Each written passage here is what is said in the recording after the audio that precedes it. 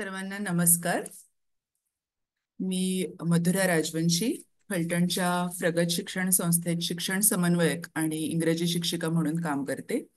प्रगत शिक्षण संवाद या ऑनलाईन संवाद शृंखलेच्या दुसऱ्या सत्रात मी आपल्या सगळ्यांचं मनपूर्वक स्वागत करते.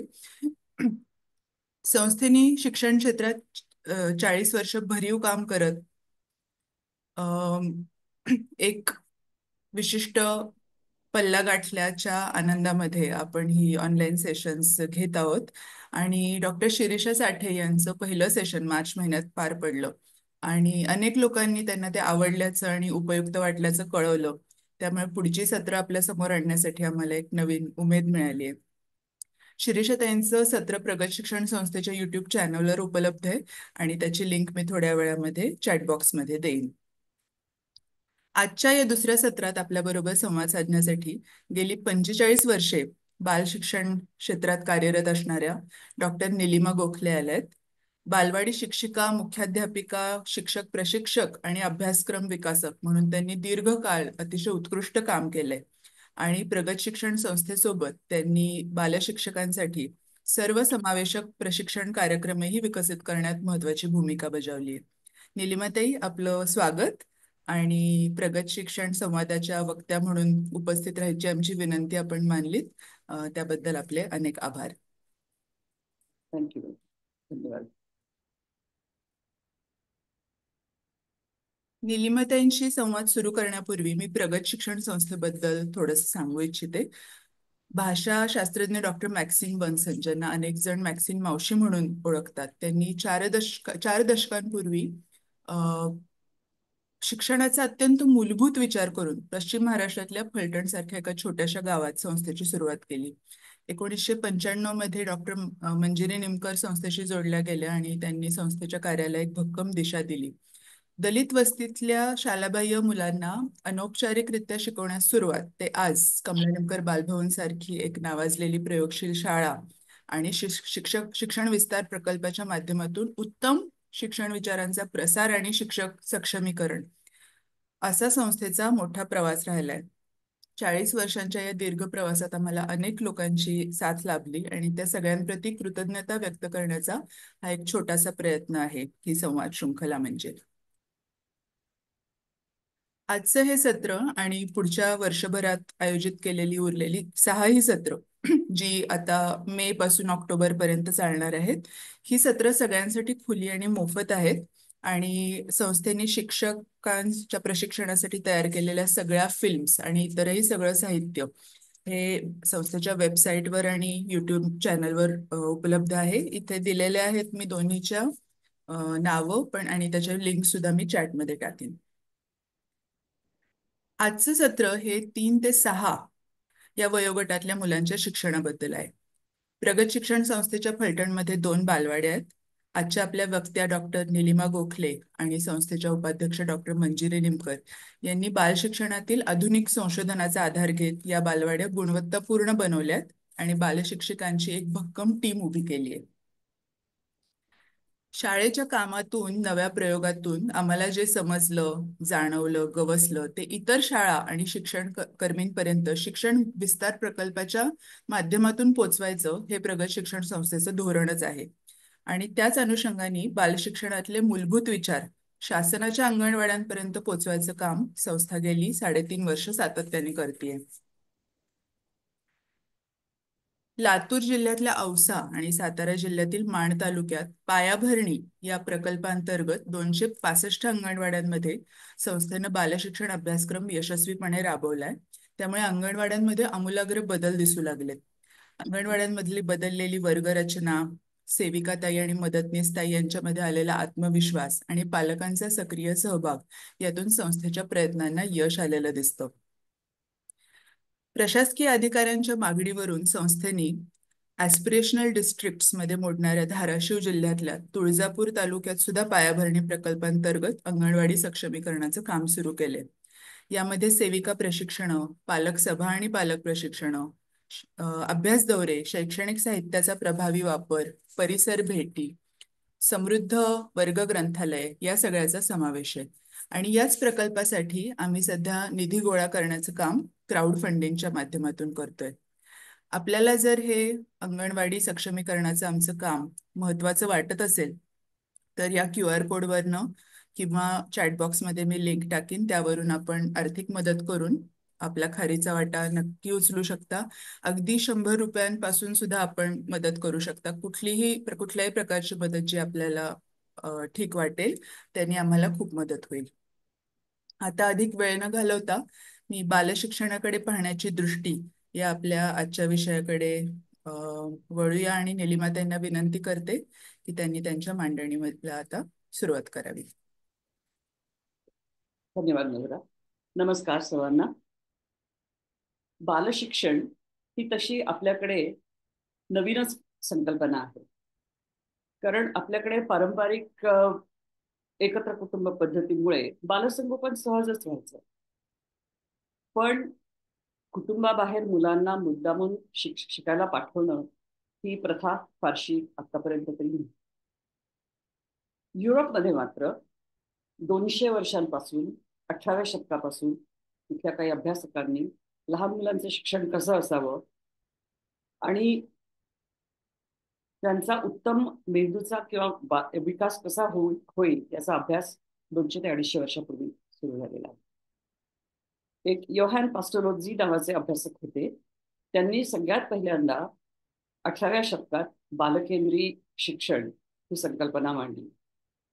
पुढे त्यांचेच शिष्य फ्रोबल त्यांनी आपल्याला किंडरगार्टन हा शब्द शिकवला. त्यांचं म्हणणं असं होतं की प्रत्येक मूल हे आपलं आपलं शिकायला सक्षम असतं, पण त्यांना जर निसर्गाचं सान्निध्य मिळालं तर ती मुलं अधिक जास्त चांगलं शिकतात. तर हे इतके जुने विचार असून आपल्यापर्यंत ते खूप उशिरा पोहोचले. 19व्या शतकात पियाजे आणि मरिया मॉन्टेसरी यांच्यासारखं ह्यांचा बराच प्रभाव होता बालशिक्षणाच्या क्षेत्रावर. आणि मरिया मॉन्टेसरींचा प्रभाव बऱ्याच देशांमध्ये बऱ्याच दूरवर पोचला होता. त्यात आपणही होतो. महात्मा गांधी आणि रवींद्रनाथ टागोर अशा सारख्या व्यक्तींनी त्यांच्या कामामध्ये बराच रस घेतला होता. पण त्यांची जी साधन सामुग्री होती ती आपल्याला परवडण्यासारखी नव्हती. म्हणून गांधीजींनी त्यांना पत्र लिहिलं की आम्हाला जे शक्य आहे ते आमच्याकडे जे काय आम्हाला उपलब्ध आहे त्यामध्ये तुम्ही तुमची पद्धत वापरून आमच्या मुलांना शिकवण्यासाठी आमच्या इथल्या लोकांचं प्रशिक्षण कराल का. तर त्यांनी त्याला नकार दिला होता. त्या सुमारास गिजूभाई बधेका आणि ताराबाई मोडक यांनी बालशिक्षणाचं काम सुरू केलं होतं आणि ते पण मॉन्टेसरींचा त्यांनी बराच अभ्यास केला होता. पण जेव्हा त्यांनी आपल्याला मदत करायला नकार दिला त्यावेळी ह्या दोघांनी खचून न जाता स्वतः ते काम पुढे नेण्याचं ठरवलं.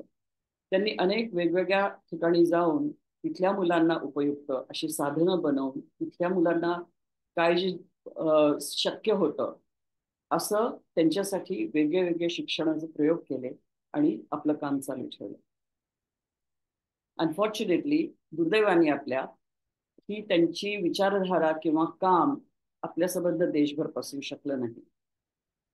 आणि हा स्वातंत्र्यापूर्वीचा जरासा आधीचा काळ होता. त्यामुळे स्वातंत्र्य लढ्याकडे लक्ष होतं, त्या मानाने मुलांच्या शिक्षणाकडे फारसं लक्ष गेलं नाही.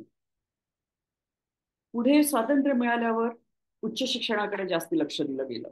कारण नवीनच स्वातंत्र्य मिळालेल्या देशाला एक सुशिक्षित आणि तरुण पिढीची गरज आहे असा त्यावेळेचा बहुतेक विचार असावा. पुढे शालेय शिक्षणाकडे सुद्धा फारसं लक्ष दिलं गेलं नाही. आपल्याकडे ब्रिटिशांनी जी सिस्टम आणली होती तीच पाठ्यपुस्तकं आणि परीक्षा ह्याच्यामध्ये पार अगदी रोवलेली अशी आपली शिक्षण पद्धती आजही चालू आहे. आणि बालशिक्षणाकडे तर 1960 सालापासून विविध अहवाल आणि आपल्या पॉलिसीज मधून बरेच वेगवेगळे प्रयत्न केले गेले. परंतु आपल्या देशाचं वैविध्य लक्षात घेता तसं सगळ्यांना उपयुक्त असं बालशिक्षण कधीच आपल्याला मुलांना मिळालं नाही. 1975 साली मात्र ताराबाई मोडक यांच्या कामावर बसून म्हणजे त्यांचं मॉडेल वापरून ICDS किंवा इंटिग्रेटेड चाइल्ड डेव्हलपमेंट सर्व्हिसेस म्हणून एक मोठी योजना जी जगात सगळ्यात मोठी मानली जाते अशी सुरू झाली. पण त्याचा केंद्रबिंदू होता मुलांचा आहार, आरोग्य आणि मुलांच्या आईचा पण आरोग्य. आता 50 वर्ष होऊन गेली. आपल्या प्रत्येक गावामध्ये, छोट्या गावामध्ये अंगणवाडीच्या थ्रू अजूनही अ, ही मदत मुलांना मिळते. ही या योजनेमधनं अन्न आणि आहाराचा अजूनही त्यांच्यापर्यंत पोहोचतो आहे. पण त्यांचा शिक्षणाचा जो भाग आहे तो कधीच फारसा पुढे गेला नाही. आणि नंतर तर अ, गेल्या काही 30 एक वर्षामध्ये मराठी मीडियम, इंग्लिश मीडियम, वेगवेगळ्या विचारधारांवर अवलंबून असलेल्या अशा असंख्य वेगळ्या वेगळ्या प्रायव्हेट आणि सरकारी बालवाड्या उपलब्ध झालेल्या आहेत, विशेषतः शहरांमध्ये. पण 1973 मध्ये पहिल्यांदा स्कॅनिंगचं तंत्रज्ञान उपलब्ध झाल्यावर अनेक शास्त्रज्ञांनी आपला मेंदू, जिवंत मेंदू कसं काम करतो ह्याच्यावर अभ्यास करायला सुरुवात केली. आणि त्यातून जे काय महत्वाचे अम, निष्कर्ष त्यांनी आपल्या समोर ठेवले आहेत त्याचा खरोखर विचार करून फारच थोड्या संस्थांनी काम केलं आहे. तर काय सांगितलं आपल्याला मेंदूच्या विकासाच्या शास्त्रातनं आपल्याला काय निष्कर्ष पुढे आले? सगळ्यात पहिलं म्हणजे मेंदूची वाढ आणि विकास. तर वाढ म्हणजे अ, जन्मापासून पहिल्या 6 वर्षामध्ये मेंदूची जितकी वाढ होते तेवढी आपल्या आयुष्यात पुन्हा कधीच होत नाही. सो जन्माच्या वेळी बाळाच्या मेंदूचं वजन प्रौढांच्या मेंदूच्या 1/4 असतं. वयाच्या 3ऱ्या वर्षी ते 80% पर्यंत होतं आणि वयाच्या 6व्या वर्षीपर्यंत 90% पर्यंत. म्हणजे मुलं जेव्हा बालवाडी येतात तेव्हा 80% मेंदूची वाढ त्यांची झालेली असते.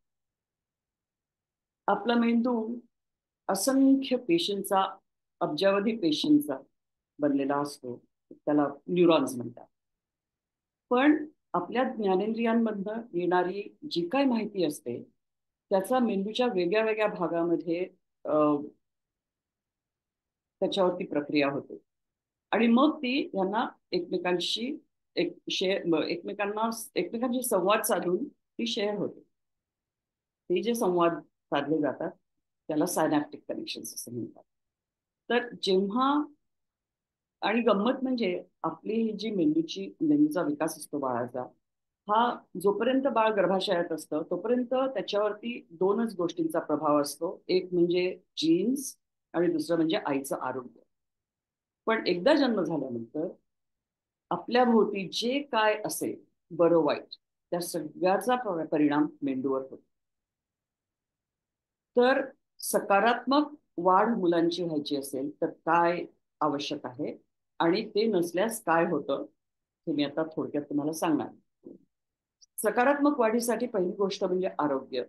दुसरी गोष्ट म्हणजे जरासं अं, सुरक्षित वाटेल असं वातावरण जिथे त्या मुलाला काहीही धोका नाहीये.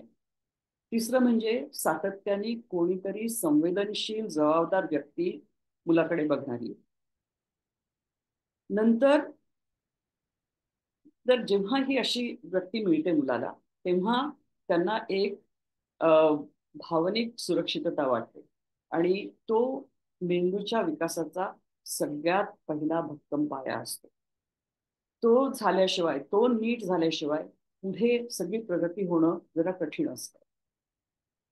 हीच व्यक्ती जेव्हा वारंवार संवाद साधते मुलांशी, त्यांच्या हुंकारांना उत्तर देणं, त्यांच्या चेहऱ्याकडे बघणं, स्वतःच्या चेहऱ्याकडे बाळाला बघू देणं, हळूवार स्पर्श करणं, हे जे सगळं असतं त्यातून मुलांचा भावनिक तर विकास होतोच, पण तिथून भाषिक विकास आला लागतो. कारण मी जे उद्गार करते आहे ते बाळ करताय तर त्याला कोणीतरी माझ्याशी बोलतंय, ही भाषा विकासाची सुरुवात.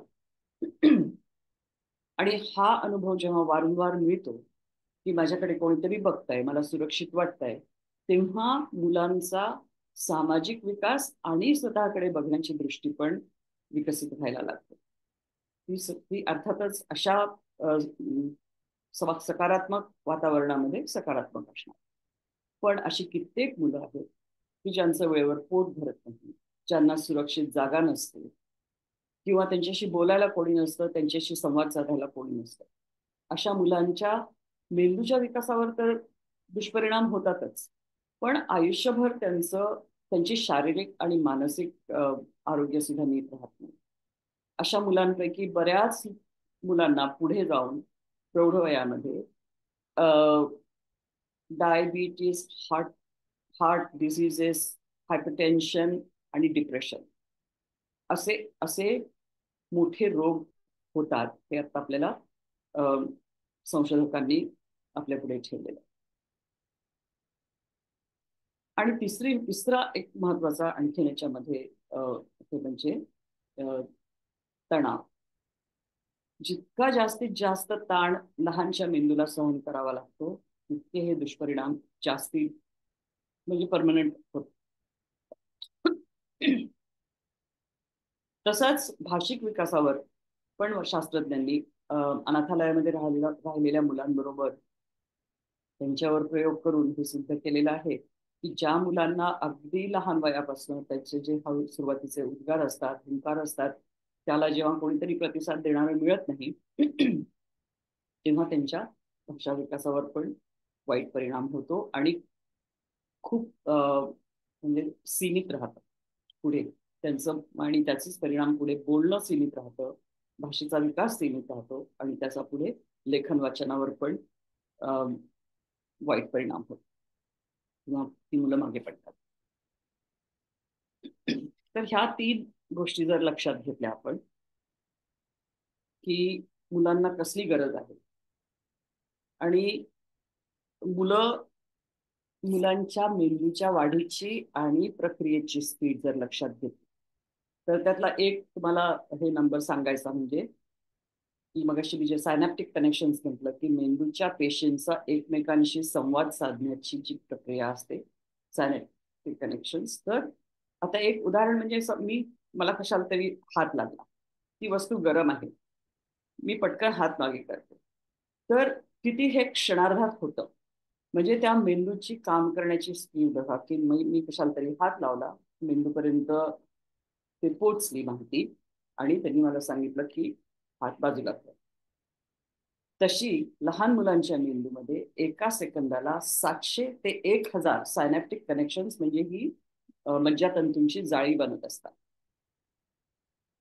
सकारात्मक वातावरणामध्ये पुन्हा पुन्हा तेच अनुभव झाले तर ते दृढ होतात. आणि जेव्हा नकारात्मक अनुभव मुलांना येतात किंवा जेव्हा काही काही अनुभव येतच नाही, त्यांच्या आयुष्यामध्ये त्यांना खूप कमी अनुभवायला मिळतं, अशा मुलांची ही जाळी एकतर तयारच होत नाही किंवा झाली तर पुरेशी दृढ होत नाही आणि जर ती वापरली गेली नाही तर ती पूर्णपणे विरून जातात. तर ह्याचा आता बालशिक्षणाशी काय संबंध? खरं म्हणजे हे जन्मापासून सुरू होतं ही प्रक्रिया. असं म्हणतात शास्त्रज्ञ की वयाच्या 9व्या महिन्यापर्यंत मुलांना जगातली कुठलीही भाषा शिकणं शक्य असतं, कारण त्यांना सगळ्या भाषेमधले सगळे आवाज ऐकायला येतात. पण एकदा ती जर 9 महिन्यापर्यंत त्यांना तो वारंवार अनुभव आला नाही तर मग ती त्यांची क्षमता हळूहळू विरते.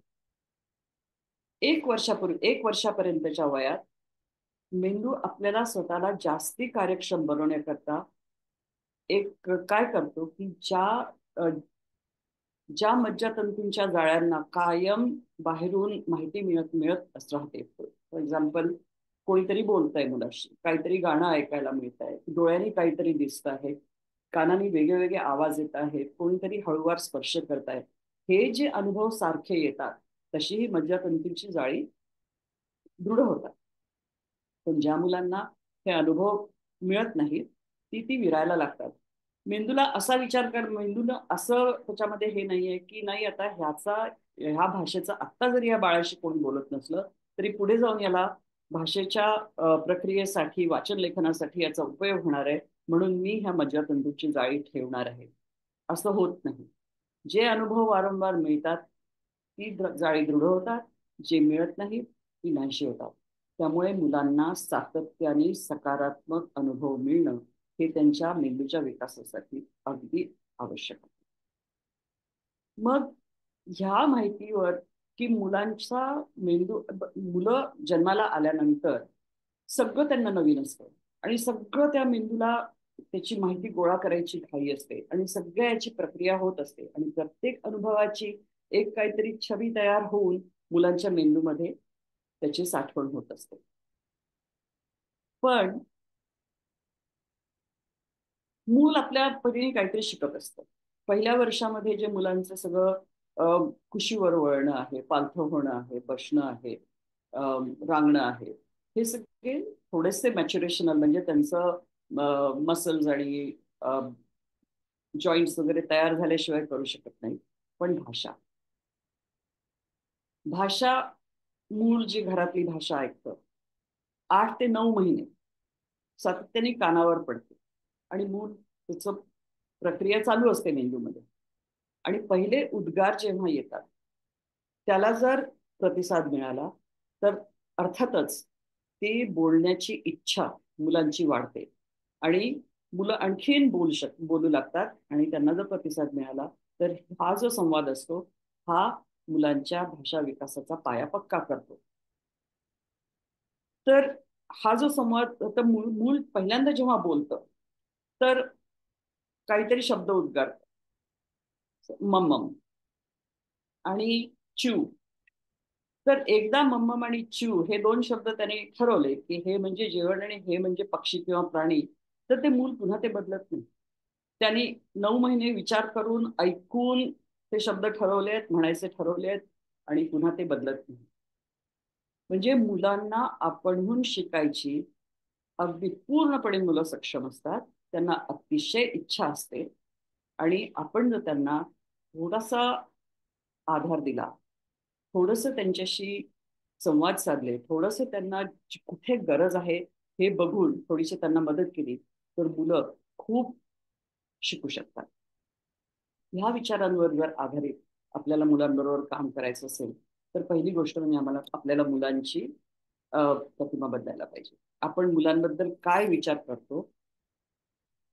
मूल म्हटलं की काय प्रतिमा आपल्या डोळ्यासमोर येते?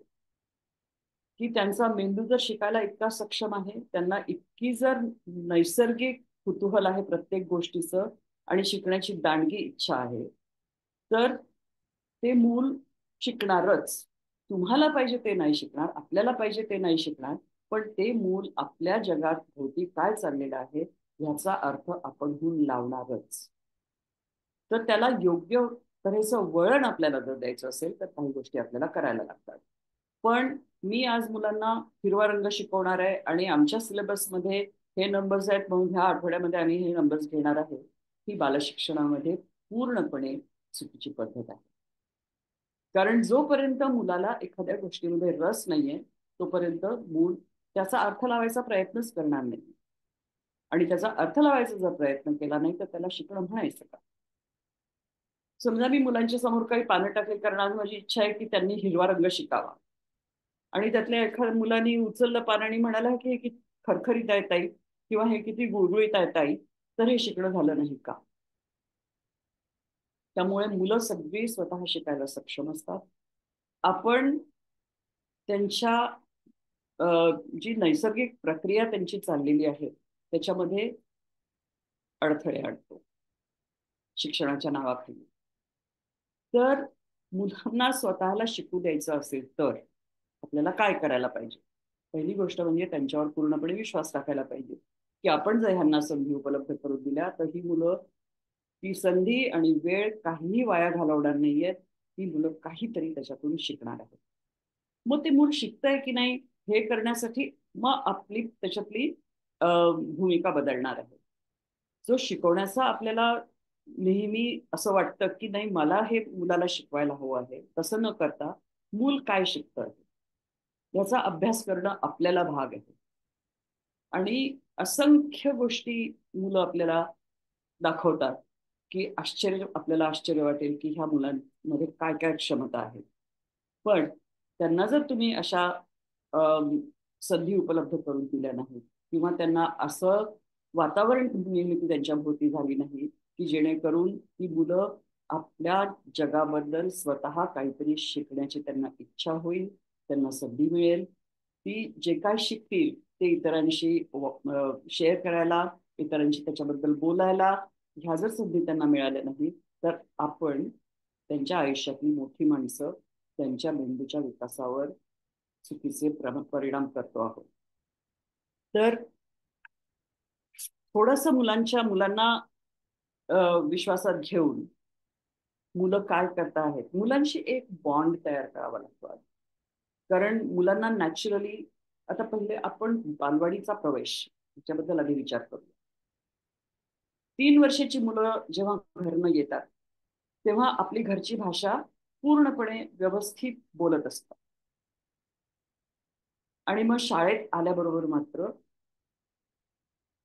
सगळ्यांची काय अपेक्षा असते की मुलांनी लिहायला वाचायला शिकावं. 3 वर्षाचं मूल असो का 5 वर्षाचं मूल असो का 8 वर्षाचं मूल असो, मुलांनी शाळा म्हणजे लिहायला वाचायला शिकणे. पण बालवाडीमध्ये प्रवेश घेणं ही त्या लहान मुलाच्या 3 वर्षाच्या मुलाच्या आयुष्यातली एक खूप मोठी पायरी आहे. त्याला आता 3 वर्षामध्ये घरातलं आपल्या सगळं माहिती झालेलं आहे. आईशी आणि इतर आपल्या घरातल्या लोकांशी काहीतरी एक बॉन्डिंग झालेलं आहे. त्याच्यामुळे भावनिक सुरक्षितता वाटते. घरातले नियम सगळे माहिती आहेत की मी असं केलं तर चालतं, तसं केलं तर चालत नाही. मला जर जेवायला हवं असं भूक लागली तर मला असं करता येतं, मला जर बाथरूमला जायचं असेल तर असं करता येतं. जेव्हा हे मूल शाळेत येतं तेव्हा सगळं नवीन असतं. तर आपण जे मगाशी हे बघितलं की 3 गोष्टी की ज्याचा मेंदूच्या विकासावर परिणाम होऊ शकतो, त्यातला एक तणाव हे फार महत्वाचं आहे. पहिलं म्हणजे कोणीतरी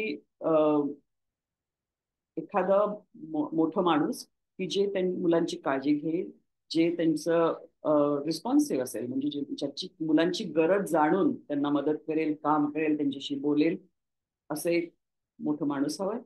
नंतर त्या मुलांना ह्या व्यक्तीबरोबर काहीतरी एक सातत्याने अ, एक संवाद साधण्याच्या संधी हव्या आहेत.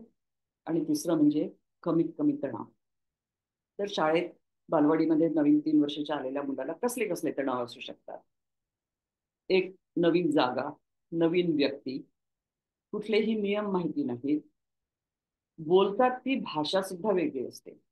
घरी आपण नियम किंवा दिनक्रम किंवा अ, विचारल्याशिवाय वर्गाच्या बाहेर जायचं नाही, हे सगळं मुलांना नवीन, ही म्हणजे शाळेची भाषा मुलांना आधी शिकायला लागते. लेखन वाचन तर अजून खूप दूर आहे. आधी शाळेची भाषा शिकायला लागते. त्याच्यामधून त्याच्यात रुळून त्या शिक्षिकेशी काहीतरी एक अ, भावनिक सुरक्षितता वाटायला लागायला थोडासा वेळ लागतो. आणि मग ते मूल शाळेमध्ये रुळू शकतं, काम करू शकतं, कारण त्यांच्या मेंदूवरचा तणाव कमी झालेला आहे. स्कूल रेडिनेस बद्दल सगळेजण बोलतात की नाही, याला पहिलीत ऍडमिशन घ्यायची असेल तर त्याला एवढी अक्षरं, एवढे शब्द हे माहिती हवं. पण हा जो प्री स्कूल रेडिनेस आहे त्याच्याबद्दल फारसा विचार होत नाही. आणि तो ऍक्च्युली खूप जास्ती घातक असू शकतो मुलांना. कारण की एकदा जर भीती बसली, एकदा जर काहीतरी नकारात्मक भावना शाळेबद्दल किंवा शाळेच्या शिक्षिकेबद्दल निर्माण झाली तर ती काढायला खूप वेळ लागतो. आणि जसं आपण म्हणतोय की वयाच्या 6व्या वर्षीपर्यंत सगळ्या सकारात्मक, नकारात्मक सगळ्या अनुभवांच्या छवी आपला मेंदू स्टोअर करतो आहे. आणि ती एकदा जर झाली तर ती काढणं फार कठीण आहे. तसंच ज्या काय आपल्याला मुलांना, तर आता शाळेत येऊन शिकायचं काय, बालवाडीमध्ये आल्याबरोबर शिकायचं काय नेमकं. तर एक अमेरिकन लेखक आहे, त्यांचं नाव आहे रॉबर्ट फलम. त्यांनी एक पुस्तक लिहिलं आहे की जे काय मला आयुष्यात महत्वाचं शिकायचं होतं ते मी किंडरगार्टन मध्ये शिकलो. Whatever I wanted to learn, I have learn in kindergarten. तर त्यांच्या मते उपयुक्त गोष्टी मी काय शिकलो किंडरगार्टन मध्ये. कोणाला मारू नये, वस्तू जागच्या जागी ठेवाव्यात, आपला पसारा आपणच आवरून ठेवावा, इतरांच्या वस्तू विचारल्याशिवाय घेऊ नयेत, आपल्या हातून कोणाला इजा झाल्यास सॉरी म्हणावं. आपली चूक झाली तर सॉरी म्हणावं म्हणत नाही येत ते म्हणतात कोणाला इजा झाली तर सॉरी म्हणावं. टॉयलेटमध्ये पाणी टाकायला विसरू नये. काही खाण्यापूर्वी हात धुवावे. इथे मला एक आमच्या शाळेतल्या अनुभवाने आणखी एक वाक्य घालावं असं वाटतंय की आपल्या आपल्या हाताने खायला शिकावं. अनेक मुलं बालवाडीमध्ये येतात जी स्वतः जेवायला तयार नसतात. कधी कधी थोडासा खाऊ खायला ही हरकत नाही. विचार करायला शिकावं. नवीन काहीतरी करायला शिकावं. रोज थोडं काम करावं पण थोडी गंमतही करावी. चित्र काढावं, पेंटिंग करावं, गावं, नाचावं आणि रोज मित्रमैत्रिणींबरोबर खेळावं.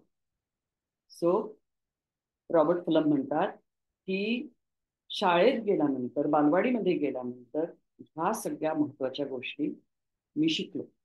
मग मला पुढे काही फारसं शिकायची गरज नव्हती, कारण हे फक्त शालेय शिक्षणासाठी उपयुक्त नाहीये, तर हे आपल्या आयुष्यभर चांगलं आयुष्य जगण्यासाठी उपयुक्त गोष्टी आहेत.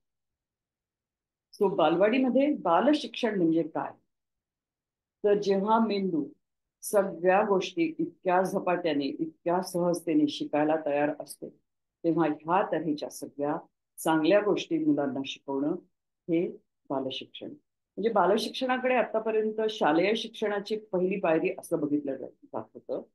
पण मला वाटतं की मेंदूच्या संशोधनातून आपल्याला जे कळलेलं आहे, विशेषतः पहिल्या 6 वर्षांमध्ये सगळ्या अनुभवांमुळे कशी आपली मज्जातंतूंची जाळी बनवून आपल्या सवयी दृढ करत असतात, चांगल्या वाईट, किंवा आपल्याला शिकण्याच्या वेगळ्या वेगळ्या सवयी लागू शकतात, किंवा आपलं जे व्यक्तिमत्व बनतं ते 6व्या वर्षीपर्यंत जितक्या सहजतेने तुम्ही रुजवू शकता तितकं पुढे जाऊन तुम्हाला जास्ती कठीण वाटणार आहे.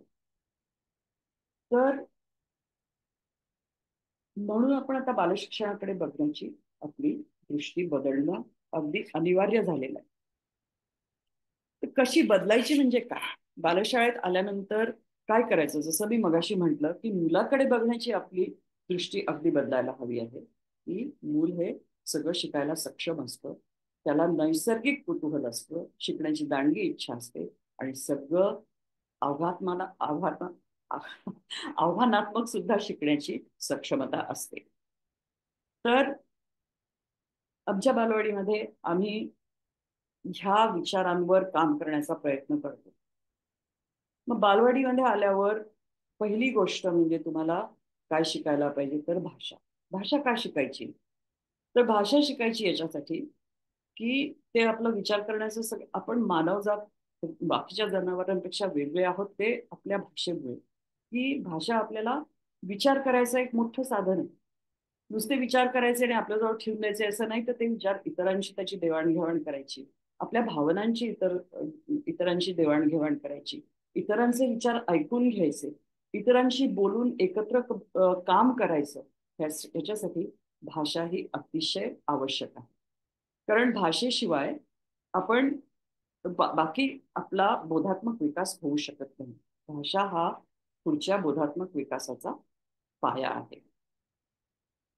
तर भाषा शिकायची असेल मुलांना शाळेमध्ये तर एबीसीडी पासून नाही, कारण त्याला काही अर्थ नाहीये. भाषा म्हणजे एक साधन आहे.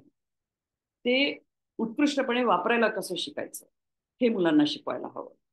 तर कसं शिकवायचं, त्यांना अनुभव द्यायचे आणि त्यांच्यासाठी आपण काहीतरी करून दाखवायचं. फॉर एक्झाम्पल, मुलांना जर शिकवायचं असेल की विचार कसा करायचा, तर मूल तुमच्याकडे एक चित्र काढून आणतं.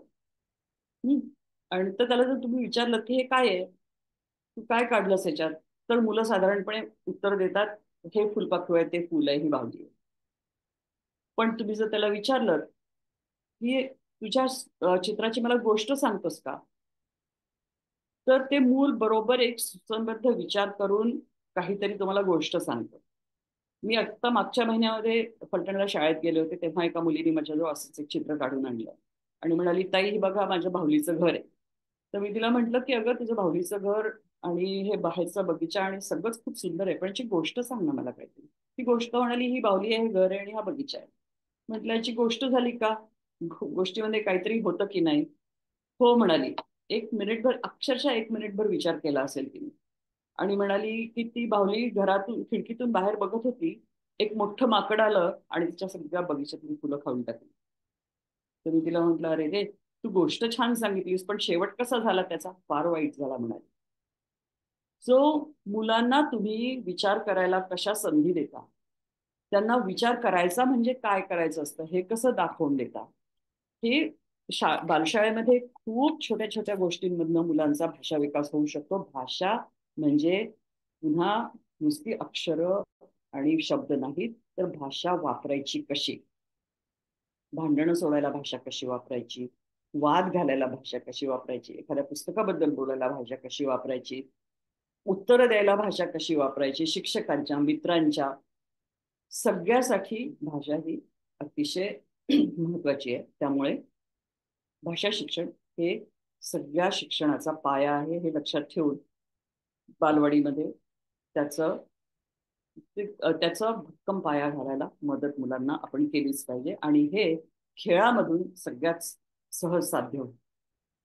कारण जेव्हा मुलं खेळतात तेव्हा त्यांना कुठलाही तणाव वाटत नाही आणि त्यांच्या मेंदूच्या विविध जिथे जिथे काय प्रक्रिया चाललेल्या असतात त्या एकमेकांशी जास्ती सहजतेने संवाद करू शकतात.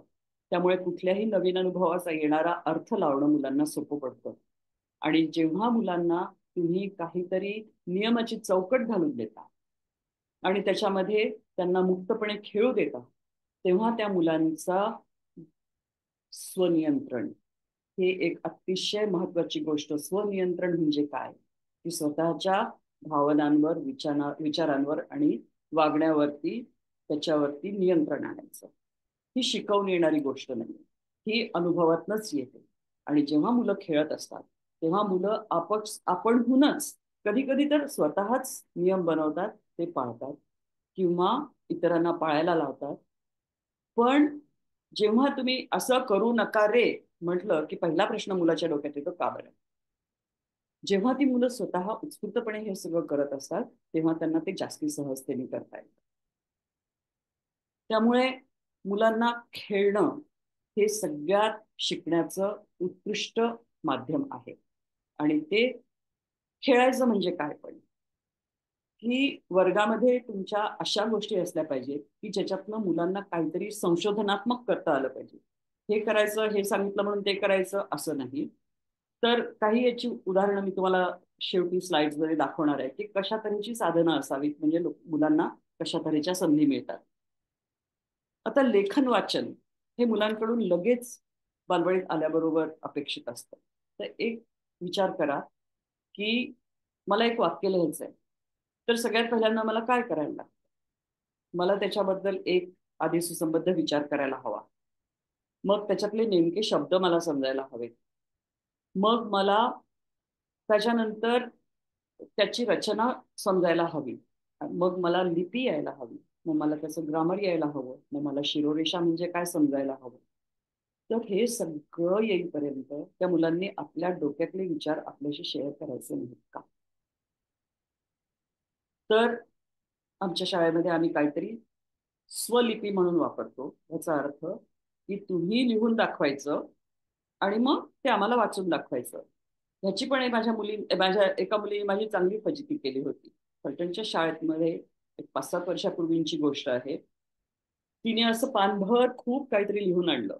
मोस्टली त्याच्यामध्ये सर्कल्स आणि लाईन्स होत्या. तर मला आणि मग त्याच्या मागे एका कागदावर तिच्या शिक्षिकेने ती गोष्ट लिहून दिली होती. तर मला म्हणाली की नीलिमाताई माझी गोष्ट वाचा. तर मी लगेचच तिचा कागद बाजूला करून शिक्षिकेचा कागद वाच, हेमाताईंनी लिहिलेली नाही, मी लिहिलेली गोष्ट वाचा की. मी तिला म्हटलं, मला 5 मिनिटं दे, मी पण एक गोष्ट लिहिते. म्हणजे तू माझी गोष्ट, मी तुला माझी गोष्ट वाचून दाखवते, तू मला तुझी गोष्ट वाचून दाखव, चालेल का तुला? हो म्हणाली. सो तुम्ही मुलांवर विश्वास टाका, मुलांशी बोला, मुलांना जास्तीत जास्त स्वतः विचार करून आपल्या भोवतीच्या गोष्टींचा, आपल्या अनुभवांचा अर्थ लावायला वेळ द्या. जिथे गरज असेल तिथेच फक्त मदत करा आणि जे काय तुम्ही स्वतः त्यांच्याकडनं अपेक्षित करता आहात ते तुम्ही तुमच्या वागण्यामध्ये त्यांना दिसायला हवं याची काळजी घ्या. म्हणजे काय की वर्गात जर जोरात आवाज झाला तर शिक्षिका पहिलं काय करते, मोठ्यांदा ओरडून त्यांना म्हणते गप्प बसा. जेव्हा मुलं माझं ऐका मी वाचून दाखवणार आहे तेव्हा ऐका. पण शिक्षिका किती वेळेला मुलांचं लक्ष देऊन ऐकतात. तर ऐकायचं म्हणजे काय, की माझ्या चेहऱ्याकडे बघायचं, कान उघडे आणि लक्ष द्यायचं. मग मी काय बोलते ते तुला समजलंय का हे तपासून पाहायचं. आणि ह्याला ही पूर्ण प्रक्रिया आहे.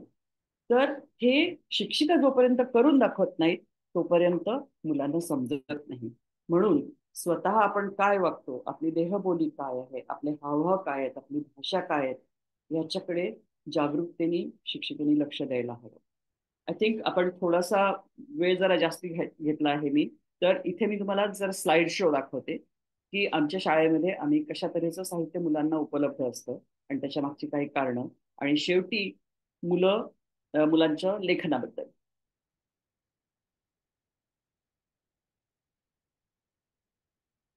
हे जे मी सुरुवातीला म्हटलं की मुलांना मेंदूच्या विकासासाठी सजग आणि प्रतिसाद देणारे प्रौढ हवे असतात. बाळाच्या भावनिक सुरक्षिततेचा तसंच सामाजिक आणि भाषिक विकासाचा मजबूत पाया घालण्यासाठी.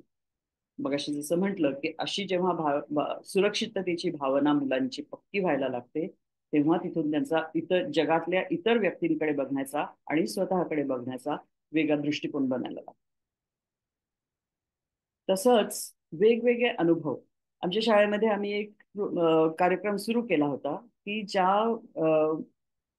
मुलांना शाळेत अजून यायला वेळ होता, म्हणजे बालवाडी 3च्या आधीची मुलं, की त्यांच्या आई वडिलांना, त्यांच्या पालकांना, आजी आजोबांना घरी जाऊन शिकवायचं की मुलांशी कसं बोलावं, त्यांचा मेंदूचा विकास होण्यासाठी काय योग्य गोष्टी आहेत, त्याच्यातले हे काही फोटो आहेत.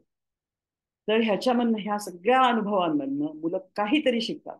आपल्याला पाहिजे ते नाही पण काहीतरी शिकतात. पण त्यांच्या मेंदूच्या विकासावर ह्याचा खूप सकारात्मक परिणाम होतो. नेक्स्ट. हे शाळेतलं खेळण्यातून शिक्षण. तर ही पहिली जी लाल साडी नेसलेली मुलगी आहे ही लग्न ऑर्गनाईज करत होती आणि खूप कुठून हार आणायचे आहेत, कुठून लाडू आणायचे आहेत, काय स्वयंपाक करायचा आहे. आणि ह्या दोघींचं लग्न होतं आणि ह्या इकडे त्यांचं बसून घरामध्ये काहीतरी काम चाललेलं होतं. इथे जेव्हा मुलं प्रौढांच्या भूमिकेत असतात तिथे भाषा त्यांची बदलते. एक लेव्ह वॅगॉट्स्की नावाचे स्कॉलर होते. ते म्हणतात की मुलं जेव्हा प्रौढांच्या भूमिकेत असतात तेव्हा त्यांची भाषा, त्यांच्या भाषेचं प्रौढांसारखं सगळं स्ट्रक्चर असतं. जे बोलतात त्याची वाक्यरचना, त्यातले वापरलेले शब्द. आणि तुम्हाला संधी मिळाली तर आमची बाहुली घराची फिल्म बघा. त्याच्यामध्ये तुम्हाला खूप उदाहरणं याचे सापडतील की मुलांचा भाषिक विकासाला खेळ हा किती पोषक आहे. आणि पुन्हा एकदा मी इथे रिपीट करणार आहे की भाषिक विकास, भावनिक आणि भाषिक विकास हा बोधात्मक विकासाचा पाया असतो.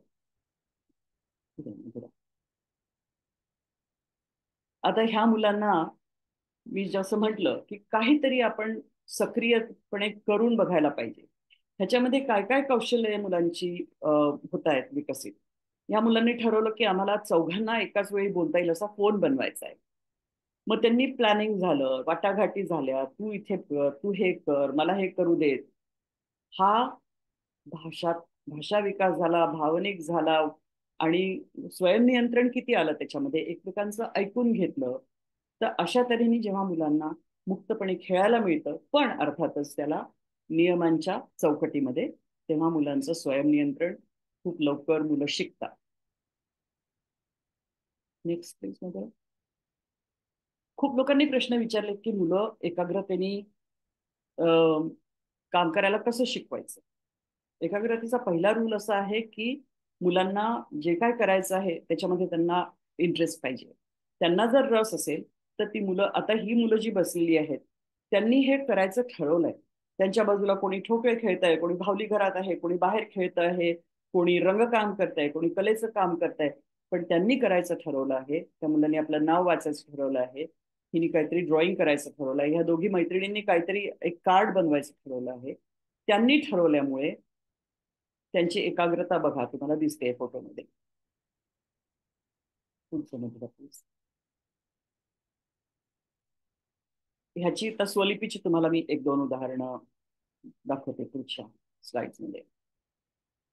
ही 5 वर्षाची मुलगी, तिने एक म्हणाली, मी तिला तिच्या शिक्षिकेने तिला म्हटलं की अगं किती छान गोष्ट लिहिलीस. तर म्हणाली गोष्ट नाहीये, कविता आहे, बघा मी किती छोटी छोटी वाक्य लिहिली आहेत. आणि तिची कविता अशी होती की ते बदक आहे, पण तिची कविता अशी होती की जर मला घरटं बांधता आलं, घरटं बांधून त्यात राहता आलं असतं तर किती बरं छान झालं असतं. पण नको बाबा, एखाद दिवशी माझं अंड जर पाण्यात पडून गेलं असतं तर. अशी तिने कविता लिहिली होती. तर तिला पूर्ण आपल्याला वाचता येईल अशी लिपी येईपर्यंत तिला हे आपल्यासमोर मांडू द्यायचं नाही का. पुढचं मधुरा प्लीज. आता यांचं मापनाचा हे चाललेला होता. तर ही 5 वर्षाची मुलं आहेत आणि हे सगळं त्यांनी लिहिलेलं आहे. त्याच्यामध्ये बरेचसे म्हणजे अक्षर आहेत पण सगळे शब्द आहेतच असं नाही. पण त्या मुलांनी कशासाठी काय मापन करण्यासाठी आम्ही काय वापरलं त्याच्या पूर्ण याद्या करून तिथे लावलेल्या आहेत. आता 5 वर्षाची सगळी मुलं असली तरी त्यांच्या प्रत्येकाच्या लेखनामध्ये खूप वेगळ्या वेगळ्या, पहिल्या मुलाच्या ह्याच्यामध्ये वाक्याच्या संकल्पनेसारखं म्हणजे शब्दांमध्ये अंतर असतं. दुसऱ्याच्या ह्याच्यामध्ये ती अजून जाणीव आलेली नाहीये. तर अशा तऱ्हेने मुलांच्या लेखनाकडे आपण बघितलं तर लेखी भाषेची नेमकी काय काय वैशिष्ट्य ही मुलं शिकतायत हे आपल्या लक्षात येतं. पण त्यांना जर आपण मुक्तपणे लिहू नाही दिलं तर हे सगळं आपल्याला कळणारच नाही. हे 3 वर्षाच्या मुलांनी चंद्रयानाबद्दल गोष्ट लिहिली आहे की चंद्रयान आकाशात उडतं, त्याला चाकं नसतात, छत्री असते आणि यान चंद्रावर जातं, त्यात माणसं बसलेली नसतात. हे काय टीव्हीवर ऐकून ह्या 3 वर्षाच्या मुलांनी हे वर्गामध्ये त्याच्याबद्दल बातमी सांगितली त्यांच्या शिक्षिकेने, त्याच्यावरून त्यांनी ही गोष्ट लिहिली आहे. आणि आता हे जे सुनीता विलियम आणि बज अडकले होते याच्यामध्ये आणि त्यांना सोडून आणलं त्या स्पेसक्राफ्टनी, त्याच्याबद्दल त्या शिक्षकांनी काहीतरी बातमी सांगितली की शेवटी त्यांना घरी आणलं. आणि मग त्यांनी टीव्ही रूम मध्ये, आमच्या शाळेमध्ये टीव्ही रूम आहे, तिथे जाऊन त्यांनी तो व्हिडिओ दाखवला. आणि मग त्या मुलीने ही गोष्ट लिहिली आहे की सुनीता विलियम यानातून स्पेस स्टेशन मध्ये गेल्या होत्या. तिथे त्यांनी लॅपटॉपवर काम करतायत, त्यांचे केस वर उडतायत, त्या पण उडतायत. त्या पाणी पित असताना पाण्याचा एक थेंब पडला, तो टिपका हवेतच तरंगत होता. त्यांच्या कामाची जागी खूप बटन्स, वायर, कम्प्युटर्स आहेत आणि वरून बघितल्यावर त्यांना पृथ्वी दिसते. सो हे 5 वर्षाच्या मुलीचं हे लेखन आहे. नंतर पुढचं आहे जे ते काही वर्षांपूर्वी पेशावरमध्ये जे एका शाळेवर हल्ला केला होता आणि त्यातल्या मुलांना, बऱ्याच मुलांना मारलं होतं. तर किती त्याच्यामध्ये बारकाव्याने, आणि तिथे तिने लिहिलंय कोपऱ्यात की ते सगळे बंदूकधारी जे होते, काय लिहिलंय, ते सगळे हसत होते. ते गुंडे सगळे हसत होते आणि त्या लहान मुलांच्या डोळ्यात अश्रू आहेत आणि मोठी लोक हसतायत. आणि नंतरच्या स्लाइडमध्ये त्या मुलीने लिहिलं आहे 8 गुंड आहेत, पहिली दुसरी दोन, 132 विद्यार्थी आहेत, त्यातले 125 जखमी झाले, 14 ठार झाले. आणि बाकीच्या मुलांना सोडा रे, तालिबानी मुलांना सोडा रे, त्यांचे आई बाबा काळजी करत आहेत. सो मुलांना किती अनुभवातनं शिकायला सक्षमता त्यांच्यामध्ये आहे, किती त्यांच्यामध्ये शिकण्याची इच्छा आहे, ते आपल्यापर्यंत काय काय पोहोचवू शकतात, ह्याचं जर आपण त्यांना संधी दिल्या नाहीत तर आपल्याला कधी कळणारच नाही. आणि बदल करणं कुठलाही खूप कठीण असतं. तर एक इटलीमधल्या एका शाळेची छोटीशी गोष्ट तुम्हाला सांगते की दुसऱ्या महायुद्धानंतर एक इटलीमध्ये रेजिओ मिलिया नावाचा भाग आहे. तिथली बरीचशी तरुण मंडळी त्यांच्या आर्मीमध्ये गेली आणि परत आली नाही. तर तिथल्या बायकांनी ठरवलं की आपल्या गावामध्ये एक हे बांधायचं, शाळा बांधायची. पण तेव्हा त्यांच्या शिक्षणावर खूप चर्चचा प्रभाव होता, तो त्यांना नको होता. तर ह्या बायकांनी रणगाडे, बंदुकी जे काय सापडलं ते भंगारात विकून पैसे गोळा करायला सुरुवात केली. आजूबाजूच्या बॉम्ब्सनी ज्या बिल्डिंग तुटल्या होत्या तिथे जाऊन त्यांनी विटा आणल्या आणि असे करून त्यांनी बिल्डिंग बांधली. तिथे एक माध्यमिक शाळेचे शिक्षक होते. त्यांचं नाव लोरिस मालागुंजी. तर त्यांनी ही सगळी खटपट बघितली आणि ते म्हणाले, "मी तुम्हाला करीन मदत." म्हणजे शाळेचं करिक्युलम कसं असावं तेही आणि अ, सरकारी काळजी मदत हवी असेल ती असं म्हणून ती शाळा बांधली. पण सगळ्या गावातल्या लोकांनी मदत केली. त्यामुळे आजही ती शाळा सगळे गावातल्या लोकांच्या मदतीने आजही चालते. त्यांचं कम्युनिटी इन्व्हॉल्वमेंट खूप जास्ती असते. सो त्यांनी एक कविता लिहिली आहे की मूल 100चं आहे. मुलांकडे आहेत 100 भाषा, 100 हात, 100 विचार. खेळण्याच्या, बोलण्याच्या, विचार करण्याच्या पद्धती, ऐकण्याच्या पद्धती, आनंद घेण्याच्या, प्रेम करण्याच्या, मज्जा करण्याच्या, गाण्याच्या, 100 ठिकाणं शोधण्याच्या, समजून घेण्याच्या पद्धती, 100 ठिकाणांची स्वप्न बघण्याच्या. मुलांकडे असतात 100 भाषा, पण त्यातल्या 99 चोरतात शाळा आणि समाज. अलग करतात शरीर आणि मेंदूला. ते मुलांना सांगतात, हात न वापरता विचार करा, डोकं वापरू नका, बिन बोलता फक्त ऐका, आनंद न घेता फक्त समजून घ्या. ते सांगतात मुलांना, जे दिसतंय त्याचा शोध करा. आणि अशा प्रकारे ते 99 भाषा काढून घेतात 100. ते सांगतात मुलांना, काम आणि खेळ, सत्य जग आणि आभासी जग, विज्ञान आणि कल्पना, आकाश आणि धरा, तर्क आणि स्वप्न कधी एकत्र असूच शकत नाही. आणि असं सांगतात ते मुलांना की 100 नाहीच आहे मुळी. तर मूल म्हणतं, अजिबात नाही, 100 आहेच मुळी, अगदी नक्कीच. तर आपण जर खरंच मेंदूशास्त्राच्या निष्कर्षांचा विचार करून मुलांबरोबर काम करणार असलो तर प्रयत्न करूया 99 भाषा त्यांच्या न काढून घेण्याचा. धन्यवाद.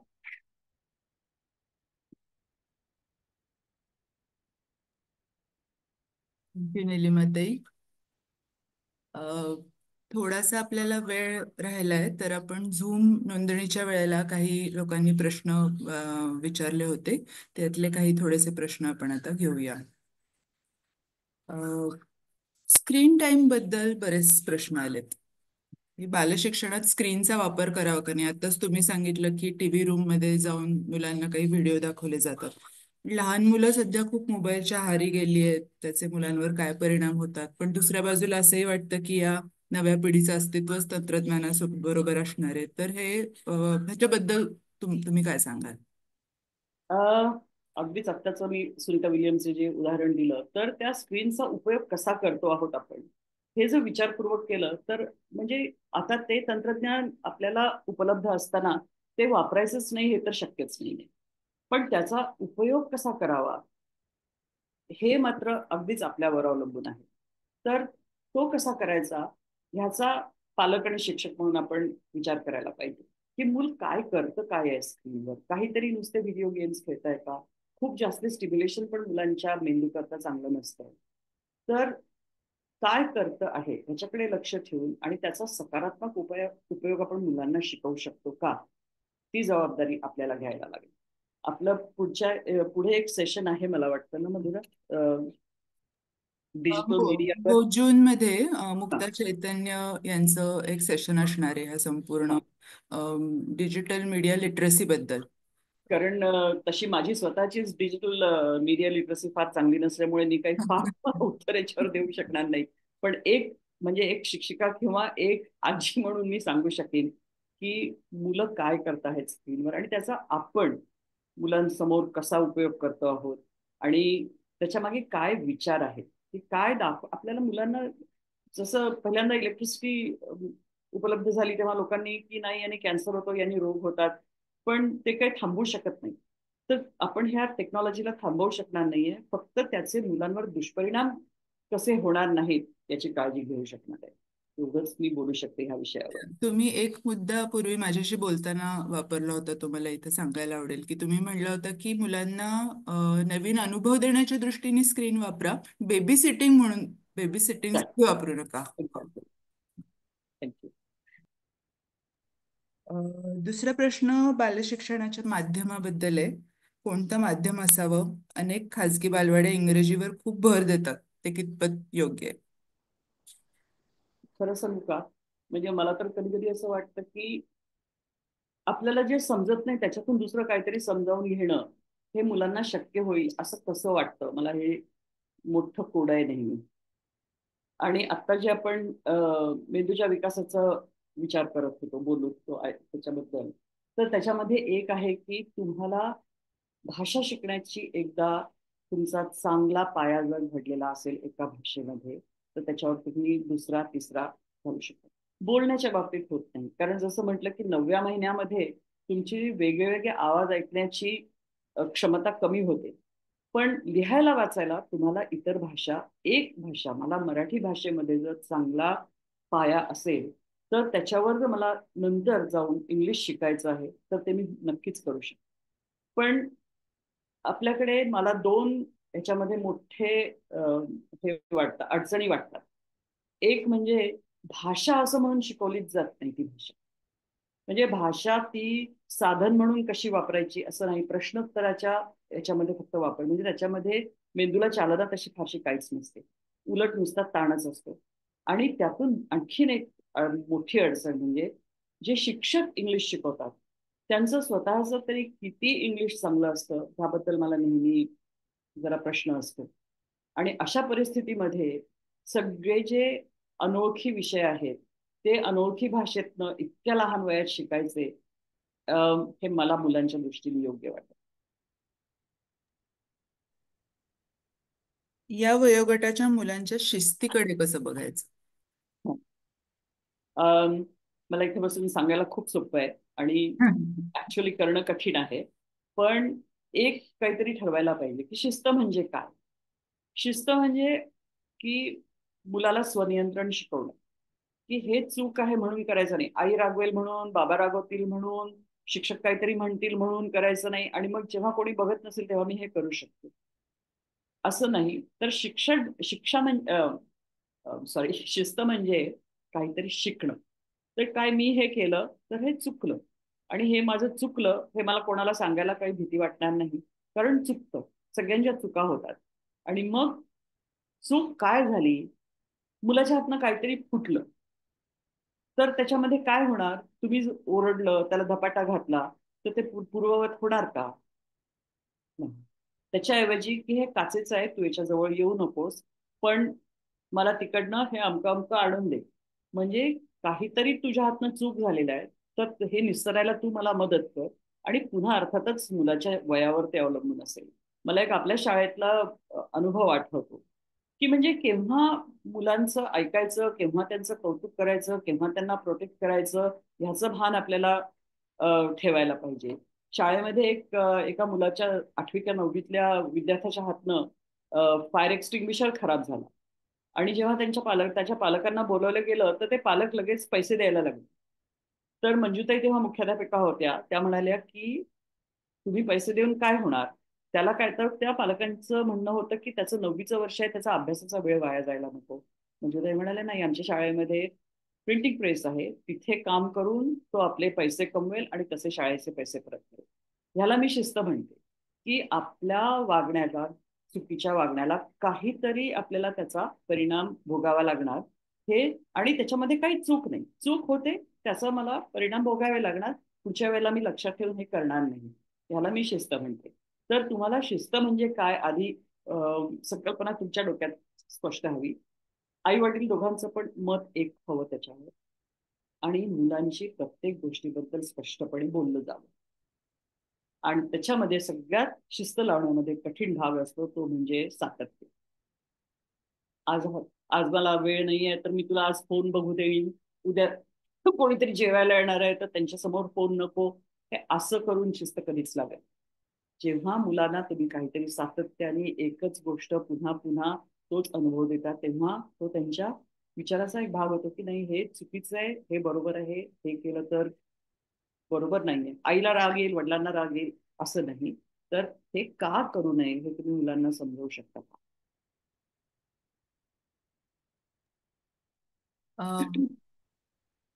लैंगिकता शिक्षणाबद्दल एक प्रश्न आहे की या वयोगटातल्या मुलांच्या लैंगिकते संदर्भातील प्रश्नांना पालक आणि शिक्षक या नात्याने कशी उत्तरं द्यायची? त्याची उत्तर द्यायची. हा एक खूप चांगला प्रश्न आहे आणि ऍक्च्युली एक गुड टच बॅड टच बद्दल पण प्रश्न होता. तर ह्या दोन्ही प्रश्नांना माझं एकच उत्तर आहे की हे दोन्ही अतिशय गंभीर विषय आहेत. तर पहिली गोष्ट म्हणजे ते टाळायचे नाहीत, त्याच्याबद्दल बोलायचं. कारण काय होतं, जसं मी पुन्हा पुन्हा तेच सांगते की ह्या प्रतिमा मुलांच्या मेंदूमध्ये बनतायत, की मला काहीतरी प्रश्न होता, त्याचं उत्तर मला नीट मिळालेलं नाही, म्हणून मला इकडे जावं लागलं, तिकडे जावं लागलं, मित्रांशी बोलावं लागलं. तर अगदी लहान मुलं असतात, ती अजून पण म्हणजे त्यांना त्याचं फारशी समज आलेली नसते, पण तरी प्रश्न असतात. तर मी काही त्याच्याबद्दल नियम सांगू शकते, की एक प्रामाणिकपणे बोला. आपल्याला काय बोलायचं आहे हे आधी त्याची स्पष्टता स्वतःला असू दे, की मला प्रेग्नन्सी बद्दल बोलायचं आहे का, चाइल्ड बर्थ बद्दल बोलायचं आहे का, डेथ बद्दल कशाबद्दल बोलायचं आहे आणि किती माहिती मी मुलाला देऊ शकतो. मी तुम्हाला एक माझा स्वतःचा अनुभव सांगते. मला माझ्या मुलीने विचारलं होतं की तिच्या पोटात बाळ डॉक्टर काढणार आहेत ते मला माहिती आहे, पण ते बाहेर ते ठेवलं कोणी आत. तर एकदम असा प्रश्न मुलं जेव्हा विचारतात, तेव्हा तुम्ही जर एकदम गडबडून जाणार असाल, तर मुलांना थोडा वेळ मागा, की मी तुला थोड्या वेळाने सांगते. आधी स्पष्टपणे आपले विचार स्पष्ट करा, की मी काय सांगणार आहे, की बाळ कसं तयार होतं हे सांगणार आहे, कितपत माहिती देणार आहे, हे तुम्हाला स्वतःला काय योग्य वाटतं आहे, हे प्रत्येक आई वडिलांना आपलं आपलं ठरवायला लागतं. काही लोकांना त्याच्याबद्दल बोलायला काहीही वाटत नाही, काही लोकांना वाटतं, काही लोक पुस्तकाचा उपयोग करू शकतात किंवा आपल्या मित्रमैत्रिणींचा, पण त्याचा बाऊ करायचा नाही, त्याचा खूप जास्ती घोळ घालायचा नाही. थोडक्यात तुम्हाला जितकी प्रामाणिकपणे उत्तरं देता येतील ती द्यायची आणि तुम्ही जेव्हा मुलांकडून वेळ मागून घेता, तेव्हा की मी थोड्या वेळाने येऊन तुझ्याशी बोलते आणि ते बोललंच पाहिजे. कारण की ह्या मुलांना अशा एका आधाराची गरज असते, नाहीतर मग त्याच्यातनं काहीतरी विचित्र होण्याची पुढे, आता इतक्या लहानपणी नाही तरी एक साधारणपणे 12-14 वर्षाची मुलं झाली आणि आजकाल त्यांना इंटरनेटला ऍक्सेस असल्यामुळे काय त्यांच्या हाती पडेल आपल्याला माहिती नाही. त्यामुळे मुलांना ह्याच्यामध्ये तुमच्यामध्ये विश्वास वाटला पाहिजे, की नाही मला कठीण प्रश्न असले तरी माझे आई वडील मला उत्तरं देतील. आणि ह्याचं पण लैंगिकतेवर पण चांगलं व्यवस्थित एक सेशन होणार आहे. हो. त्यामुळे तिथे प्रयास हा प्रयास प्रयास आरोग्य गटाचे डॉक्टर शिरीष दरक हे ऑगस्टमध्ये आपल्याला लैंगिकता शिक्षण याबद्दल बोलणार आहेत, तेव्हा ते सगळे वयोगट पण त्याच्यामध्ये कव्हर करतील. शेवटचा एक प्रश्न घेऊया. या विषयाबाबत अधिक अभ्यास ज्यांना करण्याची इच्छा आहे त्यांच्यासाठी तुम्ही काही पुस्तकं, काही व्हिडिओज असं सुचवू शकता का? अ, तर एक मागच्या वेळेला जे श्रुती पानशनचं एक 8 वर्षापर्यंत काहीतरी एक त्यांचं 3 पुस्तकं आहेत. मी तरी 3 पाहिलेली आहेत. त्यातलं एक 8 वर्षाच्या मुलांसाठी स्पेसिफिक आहे. ते चांगलं आहे. किंवा मागच्या वेळच्या आपल्या ज्या वक्त्या होत्या त्यांनी एका पॉझिटिव्ह डिसिप्लिनचं केलेलं भाषांतर. काय एक पहिली 8 वर्ष सहज शिक्षणाची, हां, त्याची मी लिंक, नाव आणि लिंक चॅट बॉक्समध्ये दिली आहे. ते Amazonवर अवेलेबल आहे पुस्तक. त्यामुळे कोणाला हे असेल तर. आणि जर इंग्लिश तुम्हाला वाचायचं असेल तर हार्वर्ड कॉलेजचे एक सेंटर फॉर चाइल्ड डेव्हलपमेंट किंवा असं काहीतरी आहे. तर त्यांचे एक जॅक शॉन्कॉफ म्हणून आहेत आणि एक ब्रुस पेरी म्हणून आहेत. त्यांचे पुष्कळसे छोटे छोटे अगदी 1 मिनिट 2 मिनिट असे व्हिडिओज अवेलेबल असतात ब्रेन डेव्हलपमेंटवर. ते तुम्हाला कोणाला त्याला बघायचं. नाव सांगा परत. Jack Shonkoff. जॅक शंकॉफ.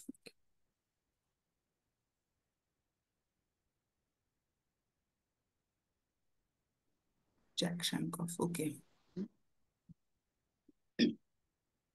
बाकी मला मराठीमध्ये विशेष काही माहिती नाही. मगाशी निलिमाताई बोलल्या की बाहुली घराची एक फिल्म, तर प्रगत शिक्षण संस्थेच्या 16 ट्रेनिंग फिल्म्स आहेत शिक्षकांसाठी तयार केलेल्या, की बालवाडी रचना आणि इतर सगळ्या गोष्टी. तर त्याची सुद्धा मी एक यूट्यूब लिंक देते, त्या सुद्धा तुम्ही जरूर बघू शकता. अगदी छोट्या छोट्या फिल्म्स आहेत, 15 मिनिटाच्या वगैरे. हं. मी शिक्षक म्हणून काम करत असाल तर तुम्हाला अगदी नक्कीच त्याचा उपयोग होईल. पण पालक सुद्धा तुम्ही बघू शकता, कारण त्याच्यामध्ये प्रत्येक फिल्ममध्ये स्पष्टीकरण दिलेलं आहे की कशाकडे विशेष लक्ष द्यायचं आहे आणि का. तर बहुतेक त्याचा सगळ्यांना उपयोग होईल असं मला वाटतं.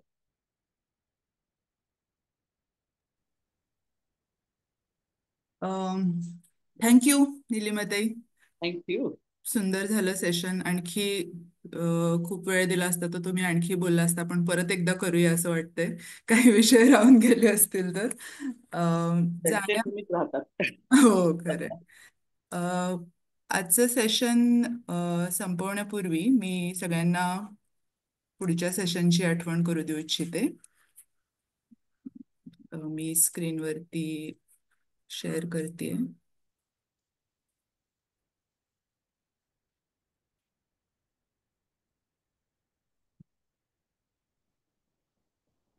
प्रगत शिक्षण संवाद या शृंखलेतलं तिसरं सत्र हे मे मध्ये शनिवारी 24 मे रोजी असणार आहे. मुलांना वाचक कसं बनवायचं, हा डॉक्टर मंजिरी निमकर ज्यांनी मुलं आणि पुस्तकं या दोन्ही बरोबर खूप दीर्घकालीन अनुभव आणि अभ्यास डॉक्टर निमकर यांचा आहे. त्या आपल्याशी मुलांना वाचक कसं बनवायचं याबद्दल बोलतील. इथे QR कोड आहे, त्याच्यावरनं तुम्ही झूम लिंकसाठी आत्ताच नोंदणी करू शकता. मी चॅट बॉक्समध्ये पण टाकते आणि नंतर हा फ्लायर सर्क्युलेट होईल, त्याच्यातून सुद्धा तुम्ही नोंदणी करू शकाल. सूचना फक्त आहे की ईमेल ID जर तुम्ही झूम लिंकसाठी टाकणार असाल तर तो एकदा चेक करून बघा. आणि 24 मे ला सेशन आहे, त्यामुळे शक्यतो 23 मे पर्यंत किंवा 24 मे दुपारी साधारण 3 वाजेपर्यंत वगैरे रजिस्ट्रेशन करा. त्याच्यानंतर रजिस्ट्रेशन लिंक क्लोज होईल, कारण जेवढे आलेले असतात ज्यांचे ईमेल आणि फोन त्यांना आम्हाला लिंक पाठवायची असते. त्याच्यामुळे जितकं लवकर रजिस्ट्रेशन तुम्ही कराल तितकं छान. आणि त्याच्यामध्ये प्रश्न विचारू शकता, तिथं तुम्हाला मंजिरी निमकर यांना काही प्रश्न विचारायचे असतील या विषयाबद्दल. आणि जेव्हा सत्र सुरू असेल तेव्हा क्वेश्चन अँड आन्सर या टॅबचा वापर करून सुद्धा तुम्ही प्रश्न विचारू शकता. ओके.